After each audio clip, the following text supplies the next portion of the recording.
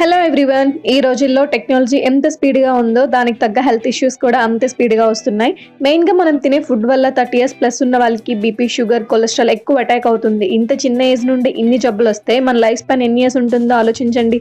And ఇవన్నీ మన బాడీలోకి ఎంటర్ అయ్యాక మనం పడాల్సిన బాధల్ని ఒక్కసారి గుర్తు చేసుకుంటే మన హెల్త్ మీద, మనం తినే ఫుడ్ మీద డెఫినెట్గా కాన్సన్ట్రేట్ చేస్తాం.